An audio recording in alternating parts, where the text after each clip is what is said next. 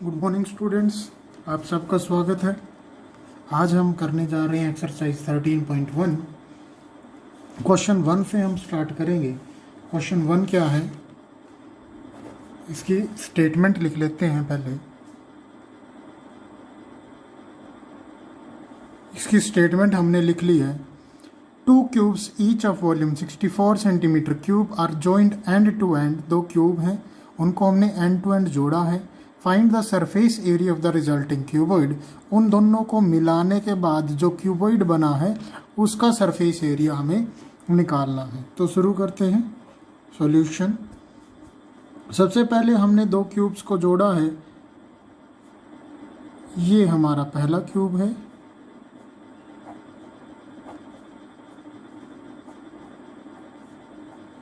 इसको हमने end to and जोड़ना है, यानी कि एक सिरे को दूसरे सिरे से जोड़ना है दूसरे क्यूब के। तो हम ये इस तरफ भी जोड़ सकते हैं, इस तरफ भी जोड़ सकते हैं, ऊपर भी और नीचे भी, किसी तरफ भी हम जोड़ सकते हैं इसको। तो हम नीचे इसको जोड़ देते हैं।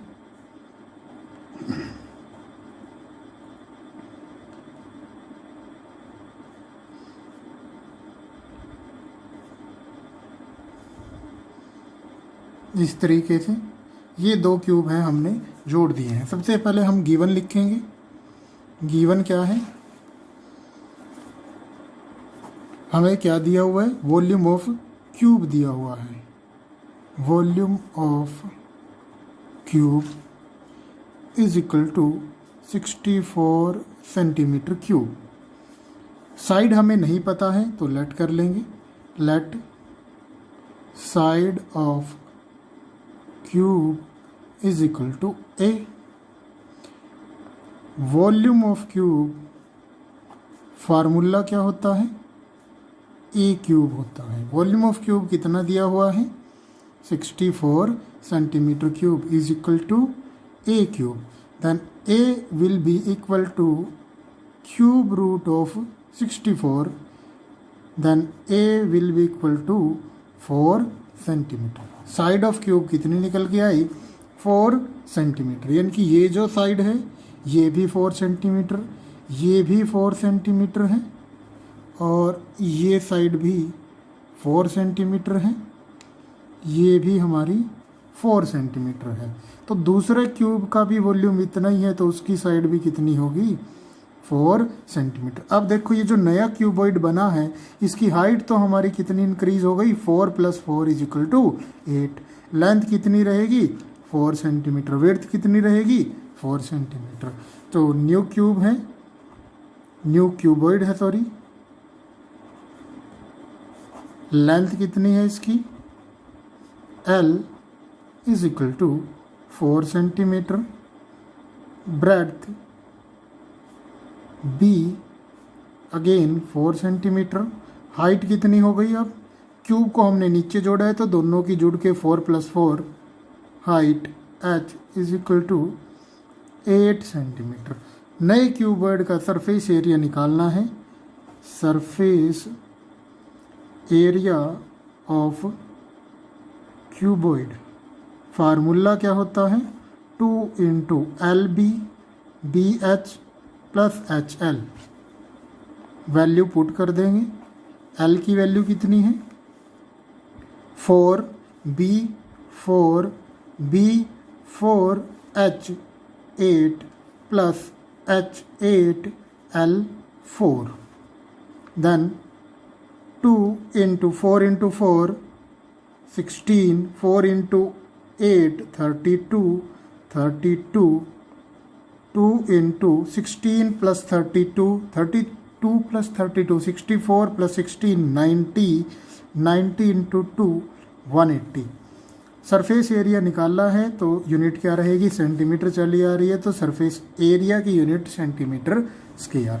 तो हम लिख देंगे surface area of cuboid is equal to 180 centimetre square, और इसको हम बॉक्स में डाल देंगे। ये हमारा फर्स्ट क्वेश्चन हो गया।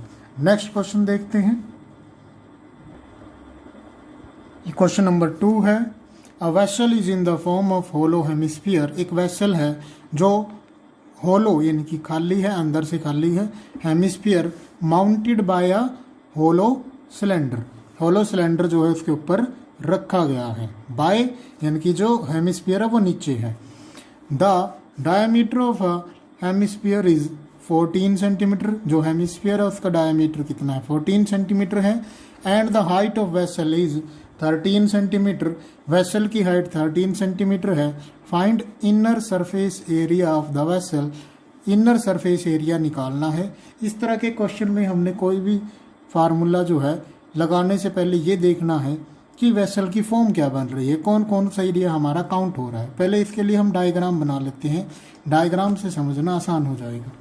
अ vessel is in the form of hollow hemisphere, यानी कि एक नीचे हेमिस्फीयर है इस तरीके से, जिसका डायमीटर कितना है 14 सेंटीमीटर। माउंटेड बाय अ होलो सिलेंडर, सिलेंडर इसके ऊपर रखा हुआ है।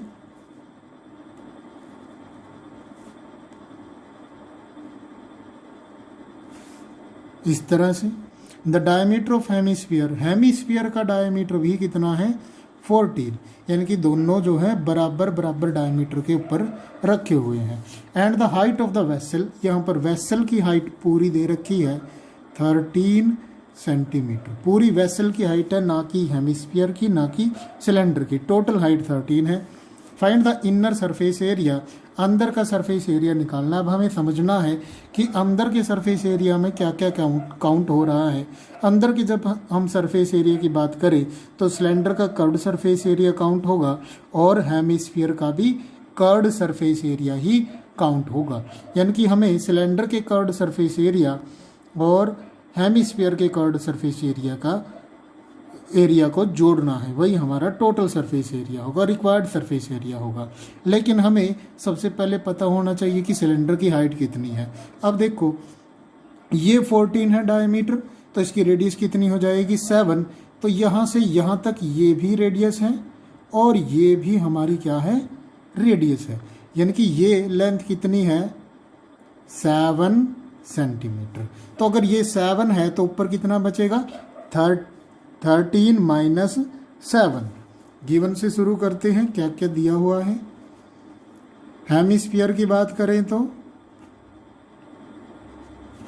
डायमीटर दिया हुआ है, diameter D is equal to 14 centimetre, radius R is equal to 14/2 that is 7 centimetre. अब यहाँ पर दो डायमीटर दिए हुए हैं, एक हेमिस्फीयर का और एक सिलेंडर का, तो दो रेडियस निकलेंगी, तो इसको हम R1 मान लेते हैं और इसको हम D1 मान लेते हैं डिफरेंस रखने के लिए। नेक्स्ट सिलेंडर की अगर हम बात करें तो सिलेंडर का हमें दिया हुआ है diameter D2 is equal to again 14 centimeter, then radius R2 is equal to 14/2 7 centimetre. Radius कितनी है 7 सेंटीमीटर। हाइट हमें निकालनी है, हाइट सिलेंडर की बात कर रहे हैं तो सिलेंडर की हाइट कितनी होगी, height of vessel minus radius of hemisphere. height of vessel 13 minus radius 7, then height of the cylinder is equal to 6 centimeter. Surface area, inner surface area